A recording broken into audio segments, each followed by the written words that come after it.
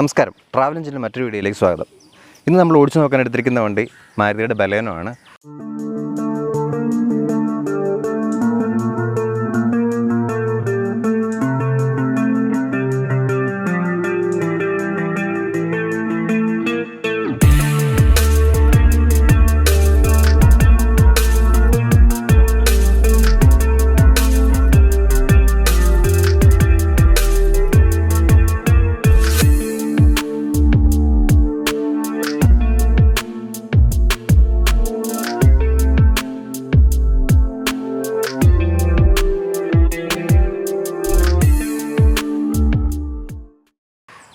ഈ ബലേനോ പറഞ്ഞു കഴിഞ്ഞാൽ 99-ലാണ് ആദ്യമായിട്ട് ഇന്ത്യയിലേക്ക് വരുന്നത്. അതിനുശേഷം 2-3 ഫേസ് ലിഫ്റ്റുകൾ വന്നിട്ടുണ്ട്. പിന്നെ അതായത് 99-ൽ വന്നു, പിന്നെ അത് തിരിച്ചിടയ്ക്ക് ഡിസ്കണ്ടിന്യൂ ചെയ്തു. അതിനുശേഷം 2015-ൽ വീണ്ടും റീഇൻട്രൊഡ്യൂസ് ചെയ്തു. അപ്പം ഇത് മൊത്തത്തിൽ നമുക്ക് നോക്കാം. ആദ്യം തന്നെ നമുക്ക് ഈ വണ്ടിയുടെ ഫ്രണ്ടിൽ നിന്ന് കണ്ടു കഴിയുമ്പോഴത്തേക്കും നമ്മൾക്കിതൊരു ചെറിയ വണ്ടിയാണെന്ന് തോന്നത്തില്ല. അപ്പോൾ അതിനു മുമ്പ് ഒരു കാര്യം കൂടെ പറയട്ടെ, ഇത് ശരിക്കും പറഞ്ഞു കഴിഞ്ഞാൽ നോർമൽ ഒരു ഹാച്ച് ബാക്ക് എന്ന് പറയുന്ന സെഗ്മെൻറ്റിലല്ല മാരുതി പെടുത്തിരിക്കുന്നത്. ഇതൊരു പ്രീമിയം ഹാച്ച് ബാക്ക് സെഗ്മെൻറ്റിലാണ് പെടുത്തിരിക്കുന്നത്. ഇതിന് ടോപ്പ് എൻഡിൽ വരുമ്പോഴത്തേനും LED ഹെഡ്ലൈറ്റ്സ് ആണ് വരുന്നത്. ഇതിന് നോർമൽ ടൈപ്പ് ഒരു പ്രൊജക്ടർ ടൈപ്പാണ് വരുന്നത്. എനിക്കൊന്ന് നോർമൽ ബൾബ് തന്നെ യൂസ് ചെയ്തിരിക്കുന്നു തോന്നുന്നു. ഈ ഡെൽറ്റ എന്ന് പറയുന്ന മോഡലിന് ഫോഗ് ലാമ്പ് ഇല്ല, ഇത് സെപ്പറേറ്റ് വെച്ചിരിക്കുന്നതാണ്. ഒപ്പം ഈ ക്രോമിയം ലൈനിങ് കണ്ടില്ലേ, ഇതിൻ്റെ നെക്സ് ഗ്രില്ല് എന്നാണ് അവർ പറയുന്നത്. എനിക്ക് തോന്നുന്നത് ഈ നെക്സായിലേക്ക് വന്നതിന് ശേഷം എല്ലാം നെക്സ് കൂട്ടിയാണ് ഇവരിതിന് ഉപയോഗിക്കുന്നത് കൂടുതലും. അപ്പം ഈ ഗ്രില്ലിൻ്റെ ഈ ക്രോമിയം ലൈനിങ് എന്ന് പറയുന്നത് ഡെൽറ്റ മോഡൽ തൊട്ട് മുകളിലേക്കേ ഉള്ളൂ. ഇതിൻ്റെ ബേസ് മോഡലിന് ഈ ഒരു ക്രോമിയം ലൈനിങ് ഇല്ല എന്നുള്ളതാണ്. പിന്നെ അതിനുശേഷം നമ്മൾ സൈഡ് പ്രൊഫൈലിലേക്ക് വന്നു കഴിഞ്ഞാൽ നമുക്ക് ആദ്യമേ വരുന്നത് എന്താണെന്ന് വെച്ച് കഴിഞ്ഞാൽ ടയേഴ്സ്. ഇതിൻ്റെ ടോപ്പ് എൻഡ് വേരിയൻറ്റിലേക്ക് വരുമ്പോൾ ഇതിന് വരുന്നത് പ്രിസിഷൻ കട്ട് അലോയ്സ് ആണ് വരുന്നത്. ടോപ്പ് എൻഡിന് തൊട്ട് താഴെ വരുന്ന മോഡലിന് വരുന്നത് അലോയ്സ് ആണ്, പക്ഷേ പെയിൻറ്റഡ് അലോയ്സ് ആണ്. അതിനുശേഷം വന്നിരിക്കുന്ന ഈ മോഡലിനും R15 ടയേഴ്സാണ് ഇതിന് വരുന്നത്. അതും സ്റ്റീൽ വീൽ കവേഴ്സാണ് വരുന്നത്. നമ്മൾ സൈഡ് പ്രൊഫൈൽ നോക്കിക്കഴിയുമ്പോൾ നമുക്ക് നോർമലായിട്ടുള്ളൊരു സൈഡ് പ്രൊഫൈലാണ്. പ്രത്യേകിച്ച് അങ്ങനെ എടുത്ത് പറയത്തക്ക ഫീച്ചർ ലൈൻസോ കാര്യങ്ങളോ ഒന്നും ഇതിനില്ല. പക്ഷേ ഒരു നോർമലായിട്ടുള്ള ഒരു ഒഴുക്ക് ഇതിന് വരുന്നുണ്ട്. പ്രൊമിനൻ്റ് ആയിട്ട് നമുക്ക് കാണുന്ന കാര്യം എന്ന് പറഞ്ഞു കഴിഞ്ഞാൽ ഒരു ഇലക്ട്രോണിക്കലി ഫോൾഡബിൾ മിറേഴ്സാണ്. ഈ ഡെൽറ്റ വേരിയൻറ്റ് ഇലക്ട്രോണിക്കലി ഫോൾഡബിൾ മിറേഴ്സാണ്, പക്ഷേ ഓട്ടോ ഫോൾഡ് അല്ല. ഓട്ടോ ഫോൾഡ് വരുന്നത് ടോപ്പ് എൻഡ് വേരിയൻറ്റ് മാത്രമേ ഉള്ളൂ. സൈഡ് ബ്ലിങ്കേഴ്സ് ഉണ്ട്, ഒപ്പം ബോഡി ടൈപ്പ് ഹാൻഡിലാണ് വരുന്നത്. അതിനുശേഷം നമ്മൾ ഈ സൈഡ് പ്രൊഫൈൽ പുറകോട്ട് വന്നു കഴിഞ്ഞാൽ പിന്നെ ഇതിൻ്റെ ഇടയ്ക്ക് എനിക്കൊരു കാര്യം പറയണമെന്നുണ്ട്. നമ്മൾ വണ്ടി ഓടിക്കുന്ന സമയത്ത് എനിക്കിത് കുറച്ചും കൂടെ വലുതാവുകയാണെന്ന് നല്ലതായിരുന്നു തോന്നുന്നു. കാരണം കുറച്ചൊരു വിസിബിലിറ്റി കുറവുള്ള പോലെ ചിലപ്പോൾ എനിക്ക് ഫീൽ ചെയ്തു. ബാക്കിൽ നമുക്ക് അങ്ങനെ പ്രത്യേകിച്ച് പറയാൻ മാത്രമൊന്നുമില്ല. നമ്മുടെ പഴയ ബലേനോ തന്നെയാണ്. ടൈൽ ലാമ്പിന് ചെറിയ വ്യത്യാസം വന്നിട്ടുണ്ട്. പിന്നെ ഓൾറെഡി ഒരു ക്യാമറയും കാര്യങ്ങളൊക്കെ വന്നിട്ടുണ്ട്. ബാക്കി റിവേഴ്സ് പാർക്ക് സെൻസേഴ്സ് വന്നിട്ടുണ്ട്. ഇനി നമുക്ക് ബൂട്ടൊന്ന് നോക്കാം, ബൂട്ട് സ്പേസ് എന്തുമാത്രം ഉണ്ടെന്ന് നോക്കാം. നോർമലി ഒരു 318 ലിറ്റേഴ്സ് ബൂട്ടാണ് ഇതിന് കമ്പനി കൊടുത്തിരിക്കുന്നത്. പിന്നെ ഇതിൻ്റെ ബാക്ക് സീറ്റുകൾ 60-40 മടക്കാൻ പറ്റുന്ന ടൈപ്പാണ്. അതുകൊണ്ട് തന്നെ നമുക്ക് ഒരുപാട് സ്റ്റോറേജ് സ്പേസ് ഈ വണ്ടി തരുന്നുണ്ട്. പിന്നെ കുറച്ച് താഴെയാണ് ബൂട്ട് സ്പേസ്. അപ്പം എടുത്ത് വെക്കാൻ ഒരു ചെറിയ ബുദ്ധിമുട്ട് ചിലപ്പോൾ നമുക്ക് ഫീൽ ചെയ്യും. വേറെ പ്രത്യേകിച്ച് അങ്ങനെ കാര്യമായിട്ടൊന്നുമില്ല. ഒരു റിയർ പാർസൽ ട്രേ കൊടുത്തിട്ടുണ്ട്. ഈ റിയർ പാർസൽ ട്രേ ബേസ് മോഡലിലില്ല. ഡെൽറ്റ തൊട്ടിട്ട് മുകളിലേക്കുള്ള മോഡലുകൾക്ക് റിയർ പാർസൽ ട്രേ കൊടുത്തിട്ടുള്ളൂ. ഇതിൻ്റെ ബാക്ക് വശം നല്ല സ്പേഷ്യസ് ആണ് കേട്ടോ. ഞാനിപ്പോൾ ഇരുന്ന് കഴിഞ്ഞാൽ ഞാൻ തന്നെ ഈ വണ്ടി ഓടിച്ചിരുന്നത്. അപ്പോൾ എൻ്റെ ഹൈറ്റിനനുസരിച്ചിട്ടാണ് ഫ്രണ്ടിലെ സീറ്റ് ഇട്ടിരുന്നത്. അപ്പം ഇത്രയും ലെഗ് സ്പേസ് എനിക്കിവിടെ വന്നിട്ടുണ്ട്. വളരെ വിശാലമായിട്ട് നമുക്ക് കാല് നീട്ടിയിരിക്കാനായിട്ട് പറ്റുന്നുണ്ട്. പിന്നെ അതുപോലെ തന്നെ 3 സീറ്റിനും അഡ്ജസ്റ്റബിൾ ആയിട്ടുള്ള ഹെഡ് റെസ്റ്റുകൾ കൊടുത്തിട്ടുണ്ട്. അത് നല്ല കാര്യമാണ്. ഹെഡ് റൂം എന്ന് പറയുന്നത് വളരെ ഡീസൻ്റ് ആയിട്ടുള്ള ഒരു ഹെഡ് റൂം ഉണ്ട്. എത്ര ഹൈറ്റുള്ള ആൾക്കാർക്കും വളരെ ഈസി ആയിട്ട് ഇതിൻ്റെ അകത്ത് ഇരിക്കാനായിട്ട് പറ്റുന്നുണ്ട്. പിന്നെ അതുപോലെ സീറ്റിൻ്റെ പൊസിഷൻ പറയുകയാണെന്നുണ്ടെങ്കിൽ പ്രത്യേകിച്ച് പറയേണ്ട ഒരു കാര്യം, നമ്മൾക്ക് കുറച്ച് നമ്മൾ താന്നിരിക്കുന്നു എന്നുള്ള തോന്നലൊന്നും നമുക്കില്ല. അത്യാവശ്യം നമ്മൾ ഹൈറ്റിലാണ് നമുക്ക് ഇരിക്കുന്നത്. ബാക്കിയുള്ളത് സപ്പോർട്ടിംഗ് ഹാൻഡിൽ സാധാരണ പോലെ തന്നെ ഡ്രൈവർ ഒഴിച്ചിട്ട് ബാക്കിയുള്ള സ്ഥലങ്ങളിലും കൊടുത്തിട്ടുണ്ട്. ബാക്കിലത്തെ ഒരു റീഡിംഗ് ലാമ്പ് കൊടുത്തിട്ടുണ്ട്. വേറെ പ്രത്യേകിച്ച് അങ്ങനെ പറയാൻ മാത്രമൊന്നുമില്ല. പിന്നെ ഇവിടെ മിസ്സിംഗ് ആയിട്ടുള്ള കാര്യം എന്ന് പറഞ്ഞു കഴിഞ്ഞാൽ പുറകോട്ട് വന്നു കഴിഞ്ഞാൽ റിയർ AC വെൻ്റ് ഈ ഡെൽറ്റ മോഡലിലും സിഗ്മ മോഡലിലും കൊടുത്തിട്ടില്ല. അതുപോലെ പുറകിലത്തെ ചാർജിങ് സോക്കറ്റ് നോർമൽ ചാർജിങ് സോക്കറ്റാണ് കൊടുത്തിരിക്കുന്നത്. ബാക്കി AO CO ഇവിടെ കൊടുത്തിട്ടില്ല. അപ്പം ഈ 2 കാര്യങ്ങൾ ഇവർക്കൊരു C എങ്കിലും ഇവിടെ കൊടുക്കാമായിരുന്നു എന്ന് എനിക്ക് തോന്നി. വേറെ പ്രത്യേകിച്ച് അങ്ങനെ ഒന്നുമില്ല. വളരെ കംഫർട്ടബിൾ ആയിട്ടുള്ള സീറ്റ്സുമാണ് കൊടുത്തിരിക്കുന്നത്. ഒക്കെ നമ്മൾ ഡ്രൈവിംഗ് സീറ്റ് കയറിയിരിക്കുകയാണ്. ഇതിൻ്റെ ഡ്രൈവിംഗ് സീറ്റ് എന്ന് പറയുന്നത് ഇത് അഡ്ജസ്റ്റബിൾ അല്ല കേട്ടോ. ഇതിൻ്റെ ഡ്രൈവിംഗ് സീറ്റ് വരുന്നത് ചാരി മാത്രമേ ഉള്ളൂ. എന്നിരുന്നാൽ പോലും നമുക്കുള്ള വിഷൻ ഉണ്ടല്ലോ, ഈ വിഷൻ കറക്റ്റായിട്ടാണ് എൻ്റെ ഹൈറ്റിന് എനിക്ക് ഇതിൻ്റെ അകത്ത് കിട്ടുന്നത്. കാരണം അഡ്ജസ്റ്റ് ചെയ്യാത്ത സീറ്റിനാണെങ്കിൽ അവർ ആ ഹൈറ്റ് അതിനനുസരിച്ച് എനിക്ക് തോന്നുന്നു ചെയ്തിട്ടുണ്ടെന്ന് തോന്നുന്നു. ടോപ്പ് എൻഡ് വേരിയൻറ്റിന് അഡ്ജസ്റ്റബിൾ ആണ് വരുന്നത്. റൈറ്റ് സൈഡിൽ നമ്മൾ നോക്കിക്കഴിഞ്ഞാൽ 4 പവർ വിൻഡോ ആണ്. 4 പവർ വിൻഡോയുടെ കൺട്രോൾസ് ഉണ്ട്. പിന്നെ അതുപോലെ സേഫ്റ്റി വിൻഡോയുടെ ബട്ടൺ ഉണ്ട്. ഒപ്പം ലോക്ക് അൺലോക്ക് ഇൻറ്റേർണലി അഡ്ജസ്റ്റ് ചെയ്യാനുള്ള മിററിൻ്റെ ബട്ടണ് ഈ വക കാര്യങ്ങളാണ് റൈറ്റ് സൈഡിൽ കൊടുത്തിരിക്കുന്നത്. ഹെഡ് ലാമ്പ് ലെവലിംഗ് ഉണ്ട്, ഹെഡ് ലാമ്പിൻ്റെ പൊസിഷൻ അഡ്ജസ്റ്റ് ഉണ്ട്. ഒപ്പം എന്നാന്ന് ചോദിച്ചു കഴിഞ്ഞാൽ ഫോഗ് ലാമ്പിൻ്റെ സ്വിച്ച്. ഇതിൻ്റെ പിന്നെ ഉള്ളത് ഒരു ട്രാക്ഷൻ ഓൺ ഓഫ്, പിന്നെ അതുപോലെ തന്നെ ISS എന്ന് പറഞ്ഞു കഴിഞ്ഞാൽ വണ്ടി ഏതെങ്കിലും സ്റ്റോപ്പിൽ നിന്ന് കഴിയുമ്പോൾ ഓട്ടോമാറ്റിക്കായിട്ട് നിൽക്കുകയും പെട്ടെന്ന് എടുക്കുകയും ചെയ്യുന്ന ഫംഗ്ഷൻസ്. ഇവ സ്വിച്ചസ് ആണ് റൈറ്റ് സൈഡിലുള്ളത്. സ്റ്റിയറിംഗ് നോക്കിക്കഴിഞ്ഞാൽ വേറെ ഈ ഡെൽറ്റ എന്ന് പറയുന്ന മോഡലിന് പ്രത്യേകിച്ച് അധികമായിട്ടുള്ള സ്വിച്ചസോ കാര്യങ്ങളോ ഒന്നുമില്ല. ലെഫ്റ്റ് സൈഡിൽ നമ്മുടെ ഓഡിയോ കൺട്രോൾ ചെയ്യാനായിട്ടുള്ള ഒരു മോഡ് ബട്ടൺ, പിന്നെ അതുപോലെ തന്നെ വോളിയം പ്ലസ് മൈനസ് മ്യൂട്ട് ചെയ്യാനായിട്ടുള്ളത്, അതുപോലെ തന്നെ ഈ കോൾ ആൻസർ ചെയ്യാനായിട്ടുള്ള ബട്ടൺ കൊടുത്തിരിക്കുന്നത് സ്റ്റിയറിംഗിൻ്റെ അടിയിലാണ് കൊടുത്തിരിക്കുന്നത്. ഒരു വോയിസ് അസിസ്റ്റൻറ്റിൻ്റെ ബട്ടണും കൊടുത്തിട്ടുണ്ട്. ഇത്രയും മാത്രമേ ഇതിനകത്ത് നമുക്കുള്ളൂ. പിന്നെയുള്ളത് MIDയിലാണുള്ളത്. MID നമുക്ക് വിശദമായിട്ടൊന്നുകൂടെ നോക്കാം.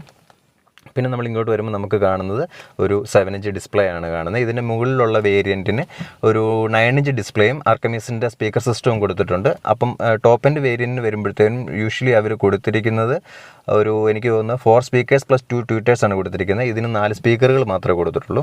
സ്റ്റീരിയോയുടെ താഴെ ഡബിൾ AC വെൻസ് കൊടുത്തിട്ടുണ്ട്. നോർമലായിട്ടുള്ള പോലെ തന്നെ ഒരു ക്ലൈമറ്റ് കൺട്രോൾ AC കൊടുത്തിട്ടുണ്ട്. ബാക്കി അതിന് താഴേക്ക് വന്നു കഴിഞ്ഞാൽ നമുക്ക് നോർമലായിട്ടുള്ള 2 ചാർജിങ് പോർട്ടുകളാണ്. അതായത് ഇവിടെ ഒരു charging port, USB charging port കൊടുത്തിട്ടുണ്ട്. ഇവിടെ ഒരു നോർമൽ 12 വോൾട്ടിൻ്റെ സപ്ലൈയും കൊടുത്തിട്ടുണ്ട്. ഇത് ഫാസ്റ്റ് ചാർജിങ് ആണോ എന്നുള്ള കാര്യത്തിൽ എനിക്ക് സംശയമുണ്ട്, അല്ലെന്നാണ് എനിക്ക് തോന്നുന്നത്. ബാക്കി പുറകോട്ട് വന്നു കഴിഞ്ഞാൽ ഒരു ഗ്ലൗ ബോക്സിൻ്റെ അകത്ത് അത്യാവശ്യമുള്ള സ്റ്റോറേജ് സ്പേസ്, വലിയ കാര്യമായിട്ടുള്ള സ്റ്റോറേജ് സ്പേസ് നമുക്ക് പറയാനായിട്ടില്ല. പക്ഷേ നീറ്റ് ആൻഡ് ഡീസൻ്റ് ആയിട്ടുള്ള ഒരു സ്റ്റോറേജ് സ്പേസ് അതിന് കൊടുത്തിട്ടുണ്ട്. ബാക്കിയുള്ളതൊരു ഗ്ലൗ ബോക്സ് ആണ്. Glove box cooled glove box അല്ല, നോർമൽ ഗ്ലൗ ബോക്സ് ആണ്. ഇത്രയും കാര്യങ്ങളാണ് ഇൻറ്റീരിയറിൽ നമുക്ക് പറയാനുള്ളത്. പിന്നെ നമുക്കുള്ളത് സ്റ്റോറേജ്. ഓക്കെ, വാട്ടർ സ്റ്റോറേജുകൾ 4 ഡോറിലും കൊടുത്തിട്ടുണ്ട്. കുഴപ്പമില്ലാത്ത രീതിയിൽ ഏകദേശം ഒരു 1 ലിറ്ററോളം വെള്ളം നമുക്ക് സ്റ്റോർ ചെയ്യാൻ പറ്റുന്ന രീതിയിലുള്ള വാട്ടർ സ്റ്റോറേജുകളാണ് കൊടുത്തിരിക്കുന്നത്. ഓക്കെ, ഇനി നമുക്ക് വണ്ടി ഒന്ന് സ്റ്റാർട്ട് ചെയ്ത് ഓടിച്ച് നോക്കാം. ആദ്യം നമുക്ക് ജസ്റ്റ് ഇഗ്നിഷൻ ഓൺ ചെയ്തിട്ട് ഇതിൻ്റെ ഡാഷ്ബോർഡിലെ ലൈറ്റുകളും കാര്യങ്ങളും ഒന്ന് നോക്കാം. ഓക്കെ, ഞാനിപ്പോൾ ഇഗ്നിഷൻ ഓൺ ചെയ്യുമ്പോൾ ഇതിൻ്റെ അകത്ത് തെളിയുന്ന ലൈറ്റുകൾ ട്രാക്ഷൻ കൺട്രോൾ ഓൺ ഓഫ്, അതുപോലെ തന്നെ power steering, ISS on off, battery വാണിങ്, MIL, oil pressure warning lamp, hand ബ്രേക്കിൻ്റെ സിമ്പിൾ, ഇമ്മൊബിലൈസറിൻ്റെ വാണിംഗ് ലാമ്പ്, ഇത്രയാണുള്ളത്. പിന്നെ ലെഫ്റ്റ് സൈഡിൽ ഒരു ട്രിപ്പ് അഡ്ജസ്റ്റ് ഉണ്ട് ഇവിടെ. ഒപ്പം റൈറ്റ് സൈഡിൽ ഇതിൻ്റെ ഡയൽ അഡ്ജസ്റ്റും ഉണ്ട്. അപ്പോൾ ട്രിപ്പ് അഡ്ജസ്റ്റ് നമ്മൾ നോക്കിക്കഴിഞ്ഞാൽ അതിൻ്റെ അകത്ത് ഓഡോമീറ്റർ കാണിക്കുന്നുണ്ട്, ട്രിപ്പ് A, ട്രിപ്പ് B, ഈ 3 കാര്യങ്ങളാണ് കാണിക്കുന്നത്. ഒപ്പം റൈറ്റ് സൈഡിലാണെന്നുണ്ടെങ്കിൽ ആവറേജ് ഫ്യൂവൽ എഫിഷ്യൻസി, അതുപോലെ തന്നെ എത്ര റേഞ്ച് ഇനിയും കൂടി ഓടും, അല്ലെങ്കിൽ ഇൻസ്റ്റൻറ്റേനിയസ് ഫ്യൂവൽ എഫിഷ്യൻസി, ഈ വക കാര്യങ്ങളാണ് റൈറ്റ് സൈഡിലേക്ക് കാണിക്കുന്നത്. അപ്പം ഇതിൻ്റെ ടോപ്പ് വേരിയൻസിലാണെന്നുണ്ടെങ്കിൽ കുറച്ചും കൂടെ ഇൻഫർമേറ്റീവ് ആയിട്ടുള്ള ക്ലസ്റ്റേഴ്സാണ് അവർ തരുന്നത്. 2 ടൈപ്പ് സെഗ്മെൻറ്റ് ക്ലസ്റ്ററും TFT ക്ലസ്റ്ററും 2 ടൈപ്പ് ക്ലസ്റ്റേഴ്സ് വരുന്നുണ്ട്. അപ്പോൾ ഇതിൻ്റെ ടോപ്പ് വേരിയൻസിൽ വരുമ്പോഴത്തേനും ശരിക്കും പറഞ്ഞു കഴിഞ്ഞാൽ ഇതിൻ്റെ അകത്ത് G-ഫോഴ്സ്, ആക്സലറേഷന്, ടോർക്ക്, അങ്ങനെ കുറേ അധികം എഞ്ചിൻ്റെ വിവരങ്ങൾ നമുക്ക് വരുന്നുണ്ട്. പിന്നെ ഹെഡ്സപ്പ് ഡിസ്പ്ലേ, അങ്ങനത്തെ കുറച്ച് കാര്യങ്ങളിലൂടെ ഇതിൻ്റെ ടോപ്പ് വേരിയൻസിൽ വരുന്നുണ്ട്. അത് അത്രയ്ക്കും ആവശ്യകരമായിട്ടുള്ള കാര്യങ്ങളാണെന്ന് എനിക്കറിയത്തില്ല. അത് ഓരോരുത്തരുടെയൊക്കെ കൺവീനിയൻസ് അനുസരിച്ചാണ് ഇരിക്കുന്നത്. പിന്നെ സ്റ്റിയറിങ്ങിനെ പറ്റി പറയുകയാണെങ്കിൽ സ്റ്റിയറിംഗ് ടിൽറ്റാണ്, ടെലസ്കോപ്പിക് അല്ല. ഇതിൻ്റെ ഏറ്റവും ടോപ്പ് വേരിയൻറ്റ് വരുന്നത് ടിൽറ്റ് ആൻഡ് ടെലസ്കോപ്പിക് സ്റ്റിയറിംഗ് ആണ് വരുന്നത്. ബാക്കി സ്റ്റീരിയോയുടെ കാര്യം പറയുകയാണെന്നുണ്ടെങ്കിൽ 7-inch ഡിസ്പ്ലേ ആണെന്ന് പറഞ്ഞിട്ടുണ്ടായിരുന്നു. ഇത് അവരതിനെ കുറച്ച് സ്റ്റുഡിയോ പ്രോ എന്നും സ്റ്റുഡിയോ എന്നും ഒക്കെയാണ് ഓരോരോ വേരിയൻസിന് പറയുന്നത്. അപ്പോൾ ഇതിനകത്ത് ആവശ്യമുള്ളത് ആപ്പിൾ കാർപ്ലേയും ആൻഡ്രോയിഡ് ഓട്ടോയും എല്ലാം ഉണ്ട്. ഇതിൻ്റെ ബട്ടൺസ് എല്ലാം സോഫ്റ്റ് ബട്ടൺസ് ആണ്, ഒന്നും ഹാർഡ് ബട്ടൺസ് ഇല്ല. പവർ ഓഫ്, ഒപ്പം അതേപോലെ തന്നെ വോളിയം പ്ലസ് മൈനസ്, മ്യൂട്ട്, പിന്നെ അതുപോലെ തന്നെ സെറ്റിങ്സ്, പിന്നെ സോഴ്സ് സെലക്ട് ചെയ്യുന്ന റിട്ടേൺ ബട്ടൺ, ഇങ്ങനെ വളരെ സിമ്പിളായിട്ടുള്ള ഏറ്റവും സിമ്പിൾ ഇൻ്റർഫേസ് ആയിട്ടുള്ള ഒരു സ്റ്റീരിയോ ആണ് ഇതിനകത്ത് കൊടുത്തിരിക്കുന്നത്. ബാക്കി റിയർ വ്യൂ മിറർ എന്ന് പറഞ്ഞു കഴിഞ്ഞാൽ ഒരു സാധാ റിയർ വ്യൂ മിററാണ് ഈ ഡെൽറ്റ എന്ന് പറയുന്ന വേരിയൻറ്റിന് വന്നിരിക്കുന്നത്. ഒപ്പം പുഷ് ടൈപ്പ് റീഡിംഗ് ലാംപ്സ് ആണ് ഇതിന് രണ്ടും കൊടുത്തിരിക്കുന്നത്. ബാക്കിയുള്ളത് വാനിറ്റി, 2 സൈഡിലും വാനിറ്റി ഇല്ല. ഓക്കെ, ലെഫ്റ്റ് സൈഡിൽ മാത്രം വാനിറ്റി ഉണ്ട്, ഡ്രൈവറിനില്ല. അത് ക്ലോസിംഗ് അല്ല, എപ്പോഴും ഓപ്പൺ ടൈപ്പാണ് വന്നിരിക്കുന്നത്. ഇതാണ് ജനറൽ ആയിട്ടുള്ളത്. ഇനി നമുക്ക് വണ്ടി സ്റ്റാർട്ട് ചെയ്യാം.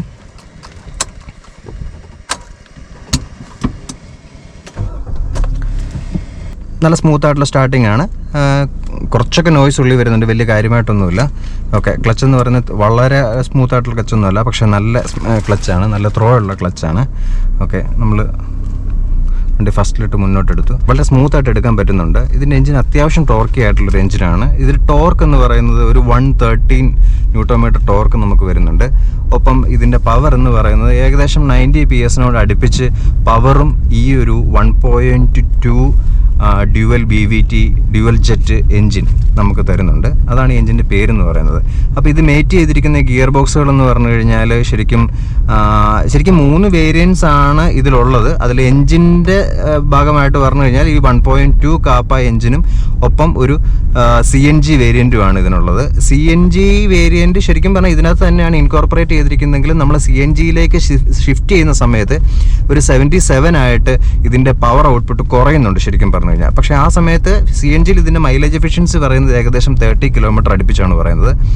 ഇപ്പം ARI മൈലേജ് ഈ വണ്ടിയുടെ, അതായത് MT വണ്ടിയുടെ, AMT അല്ല പറയുന്നത്, MT വണ്ടി മാനുവൽ ട്രാൻസ്മിഷൻ വണ്ടിയുടെ ഏകദേശം ഒരു 22 പോയിന്റ് സംതിങ് ആണ് വരുന്നത്. പക്ഷേ AMT ആവുമ്പം സാധാരണഗതിയിൽ ഓട്ടോമാറ്റിക് ആകുമ്പം കുറയുവാണെങ്കിൽ ഈ വണ്ടിക്ക് AMT ആവുമ്പം ഓൾമോസ്റ്റ് അത് 23യോട് അടുപ്പിച്ചാണ് അവർ ഫ്യൂവൽ എഫിഷ്യൻസി പറയുന്നത്. പിന്നെ ഇപ്പം നമ്മളിപ്പോൾ ഓടിച്ചുകൊണ്ടിരിക്കുന്ന വണ്ടിയുടെ ആവറേജ് മൈലേജ് കിട്ടിയിരിക്കുന്നതെന്ന് പറഞ്ഞു കഴിഞ്ഞാൽ ഇവിടെ കാണാൻ പറ്റുന്നുണ്ട് 17.1 ആണ്. അതായത് നോർമലായിട്ടും നമ്മൾ ഇങ്ങനത്തെ ഒരു വഴികളിലൊക്കെ കൂടിയാണ് യാത്ര ചെയ്യുന്നത്, അത് ഒരുപാട് അങ്ങനെ വലിയ വഴികളിലൂടെ ഒന്നുമല്ല. അപ്പോൾ ഡെഫിനറ്റ് ആയിട്ടും ഈ വണ്ടി നല്ല റോഡുകളിൽ നമുക്ക് ഓടിക്കാൻ പറ്റുവാണെന്നുണ്ടെങ്കിൽ ഈ വണ്ടിയുടെ മൈലേജ് എഫിഷ്യൻസി എന്ന് പറയുന്നത് ഓൾമോസ്റ്റ് ഒരു 20 അടുപ്പിച്ച് നമുക്ക് കിട്ടുമെന്ന് പ്രതീക്ഷിക്കാം.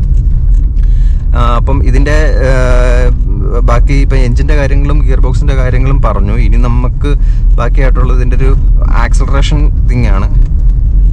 ഓക്കെ, വണ്ടി അത്യാവശ്യം നല്ല രീതിയിൽ തന്നെ ആക്സലറേറ്റ് ചെയ്ത് കയറുന്ന ഒരു വണ്ടിയാണ്. അപ്പോൾ എനിക്ക് തോന്നിയൊരു കാര്യം, ലെവൽ റോഡിലും അതുപോലെയുള്ള കാര്യങ്ങളിലൊന്നും ഈ വണ്ടി യാതൊരു വിധത്തിലുള്ള പ്രശ്നങ്ങളും നമുക്ക് തരുന്നില്ല. ഫുൾ ലോഡ് വെച്ച് കയറ്റം കയറുന്ന സമയത്ത് ഇത് കയറാനായിട്ട് കുറച്ചൊരു ബുദ്ധിമുട്ട് പോലെ തോന്നിയിട്ടുണ്ട്. പിന്നെ വലിയ എഞ്ചിൻ അല്ലല്ലോ, ഒരു 1.2 എഞ്ചിനല്ല, നമുക്ക് അതിൽ നിന്ന് അതിൽ കൂടുതൽ അങ്ങനെ നമുക്ക് പ്രതീക്ഷിക്കാൻ പറ്റത്തില്ല. പിന്നെ ഇത്രയും ഫ്യൂവൽ എഫിഷ്യൻ്റ് ആയിട്ടുള്ള ഒരു എഞ്ചിനിൽ നിന്ന് നമുക്ക് പ്രതീക്ഷിക്കാൻ പറ്റുമോ?